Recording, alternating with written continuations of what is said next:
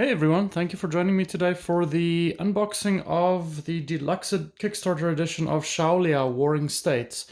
So let's get right into this. I think this game has, since it is the Deluxe edition, it has an extra sleeve around the cover out of the box. So let's just get right into this one.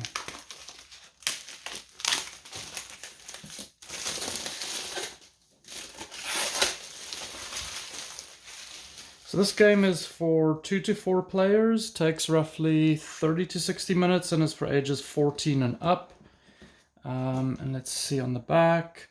This is published by Bad Comet Games, and this is the Kickstarter exclusive. So this cost me, I think, around $56 for this one. And there, as you can see, one of the Kickstarter stretch goals for the Deluxe edition was this extra art sleeve. This one has these great looking elephants. Kind of reminds me of something from like Alexander the Great trying to invade India. Alright, so there. Oh, and that is a really nice box cover actually. It's a big sitting Buddha, little village beneath it. That's pretty cool. So let's see. Alright, there's a look at the back of the game. Let's get into it and see what is in the box. Alright, so there's a rulebook for the deluxe version. A lot of really nice looking artwork. There's a front cover art again. So this game is a little bit like playing, I would say, Machikoro, where you kind of like build your little engine of what your town or village would look like, and then you pick dice and you roll them, and then you see how you want to use those dice. Okay, so there's a component section, obviously, game setup section. This is what the player boards look like. We'll go through that in a second. And then gameplay. Let's see. Now, I think this game actually has a number of different ways in which you can play it. There's one where you can kind of like try to attack your opponent and destroy them, and others where you're just trying to kind of build up your society and culture. There are also multiple ways of winning. I think there's kind of a way of like exterminating your opponent, and then there are also ways of just building up your own civilization, as it were. All right, so there's just kind of like looking at the different commands, culture cards, defense, different status tokens. We'll have a look at those soon. And here's the game modes, right? So I guess you can play a custom game as well. You can create your own game. That's pretty cool. And here we go, Warring States. So they've got like these little scenarios built up. This is a 2-player game. These are the cards that you'd be using. Trade Wars, Hidden Figures. So this looks really cool. I like the way that they've done the rulebook layout with a lot of like the artwork, and then the setup seems to be fairly easy so far. Yeah, and it doesn't really seem like there's all that much instructions to learn this game to get into it, so that's great. All right, the next one is like components. So these seem to be some of the actual buildings, or this is actually, these are probably some kind of objectives, hidden objectives. Yeah, all right, so these are pretty nice thick cardboard. They've got that linen texture to them, so that's always nice. They look good.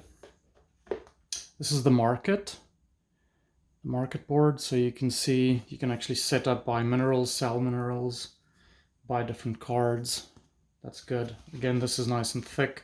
It's only printed on one side, but that's probably okay. Now these are the individual player boards. Oh, this is a nice size. So every player has one of these. You're gonna have your 8 cards for your little village here. Here's your life. Obviously, as other players try to attack you, it's going to cost you life, right? Your life will reduce. This is the culture track. I think if you get to 18 culture, that's another way of winning the game, right? So you progress all the way from here to here, and then just some, I guess, additional instructions. You can always use a dice to do any of these actions, gain 2 gold, gain officers, etc. All right, so that's that's really nice. And there are 4 of those for the 4 players. They all look the same. There's nothing different to any of these. Nothing else printed on the back. Let's see. Let's have a look at some of the meeples or tokens that they have. They've got this cool looking little lock with a number 3 in it. Not sure where that will be used, but that's really cool that they've actually cut the 3 all the way through and you can see through it. That's really nice. I haven't really seen that very often. Let's see, what's the next one? Crossed Scimitars. I hope I'm pronouncing that correctly. This is really cool. This looks like it's some kind of war token that people would be using. What's next? This must be some kind of representation of the life that you have in the game. Little heart with a plus next to it. Ooh, there are quite a few of these. These are probably little officers or... yeah, this is probably the officer tokens, although there are quite a lot of them. Maybe there's more. Maybe this is more than just the officers, but those look cool. They look like little officials. Or government officials. Next one we have, these are the culture trackers. So on the board where I showed those 18 spaces, this is what you would move along as you progress your culture. And that's one of the ways of winning the game. I'm assuming that this would be the first player marker. This is huge. Wow, okay. It's really cool looking though. It's really nice to have that on any game because it actually stands up. This has got a lot of size to it, so you won't easily miss this on the board. Oh, Broken Hearts. These are tiny, but you get the idea. This must be damage tokens. That's really interesting. They definitely spent a lot of effort into making the tokens look good and unique. And I'm assuming that wasn't very cheap. Just general blue crystals. Nothing too special about those. Alright, now we get into the next set, coins. So I think the Deluxe edition had the metal coins as opposed to the punch-out board coins. These are really cool. They don't really, I mean, they almost look, it says Bank of Shaolia at the bottom. And I would have maybe liked if these were a little bit more antique looking. I don't know, the back almost looks like something that the UN would have printed on money if they ever made money. Or something that would be really modern, almost more for like a space game. But that's interesting. I don't know why they decided to go with that. So that's the one value coin. Here's the 5 value. They all kind of have like the sun symbol on the one side. And then again, I guess maybe that's to do with like a star for like constellations. This one has the dragon on the back. I guess let's see what the other coin had on the back. I think it had a phoenix. We can have a look at that again. Like a phoenix or an eagle. I don't know if that's very visible there. It's a little bit shiny. But yeah, that looks like it's some kind of bird printed on the back of that one. So I guess maybe they tried to keep it to a theme for like stars and astronomy with that. It's just, I don't know. I think you could have done that a little bit differently. I know they spent a lot of time on the dice, and I think this kind of carries through on that astronomy theme. They wanted to do like little astrological or star constellations on these, and so you can see they actually took the number and did like a little star constellation with the stars in there. This is cool. I like this. I know they spent a lot of time going back and forth with the manufacturers on these dice. I think at first they didn't get the size right, and then the printing just looked weird, but these actually turned out, I would say, really nice. There are a bunch of those, so 3 for each player. Okay, let's get into the building cards. And I think the one nice thing that I would say is, yes, perfect. Tray.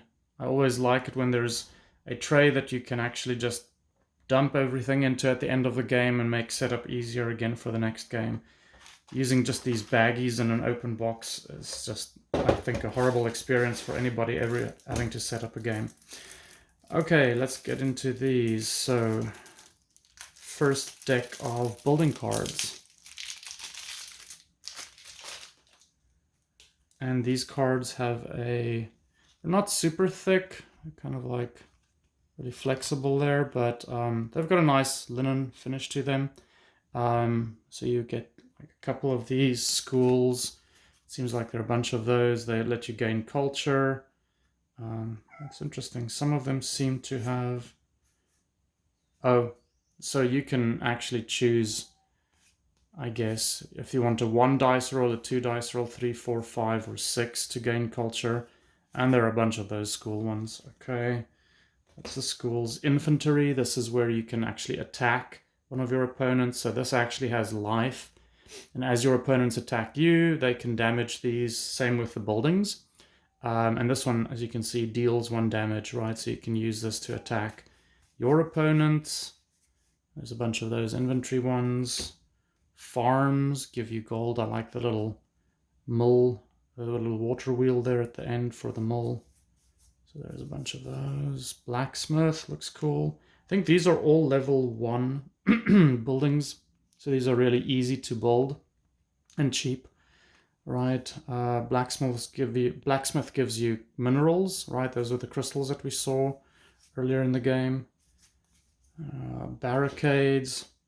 So this allows you to kind of defend your city. These have to be attacked first, and this is a passive ability, which means you don't have to roll your dice to really get the benefit of this. Market, you can trade, so probably swap out different items. Temple, this is a really pretty image. Again, that kind of looks like the image that they have on the front of the box almost. The big Buddha statue sitting there, some incense burning. I really like this. This one has a lot of abilities.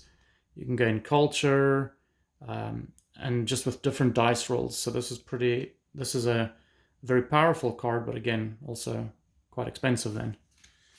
So there you have some of those. Let's go into more of these just to get a sense for what else they have. And let's see, these had a blue star on the back, so I think that meant they were level 1. I see these next ones have a yellow star on the back, which probably means they're a little bit more advanced. Right, so there's you need a school or a theater to build another theater. I don't know why, or a theater to build a theater, but anyways. Okay, so there's theaters, gardens. Garden looks cool, little peacock there in the bottom. All right, library. As you can see, shrine. That's probably an upgrade for the temple. A lot of these require the school to build, so obviously schools are an important part of any village. But then I guess after you've built one of these shrines, you can probably destroy your school and then use the shrine to continue building more shrines. Maybe that's why they made it that way. Because I know you can actually destroy some of your buildings to make space in your village, because you only have 8 slots where you can build in. Okay. Ancestral Valley, that is pretty cool looking. Almost like a little bit like Terracotta Soldiers, but in jade. This can't be destroyed. Wow, okay. And you gain a lot of culture on 2 or 3 dice rolls. Wow, that is super. And there are only 2 of them in the deck, obviously. Gym, a place where I usually used to hang out at. That looks cool. They've got like monks training in the front. Fleet, again, this one is an attacking card. Those are good. Cavalry, another attacking card. Archers, flaming arrows. All right, catapults. There's a lot of like actual attacking cards in this deck. I think there probably are more buildings in the other decks. War elephant. That was the elephant that we saw on the front of the sleeve for the box. Those look cool. And they are super powerful. Okay, there you go. There's a ranch. So this is the upgrade for the farm. There's a bank. This is, oh, I like that. Toad with a golden coin in its mouth. That's pretty cool. And then smelters, that's probably an upgrade to the blacksmith. All right, so far so good. I don't think I'm going to go through all of the building cards. I think you get a pretty good idea of what is in the box. I'm super interested in starting to play this game. It feels like it's probably going to play out a little bit like Machikoro, where you build out your little engine and then, you know, use your dice rolls to actually gain that benefit, build out your city a little bit more, gain gold.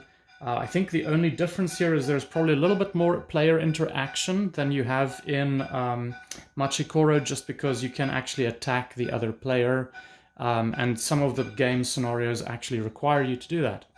Well, that's it for this unboxing. Thank you very much for watching. I hope you enjoyed this, and if you enjoyed this, please consider subscribing, liking this video, and leave me any comments if there's anything that you enjoyed about this, if you have questions, if you've played this game and you know you've got opinions on whether it was a good game or not. I'd really like to hear those. Thank you. Take care. Goodbye.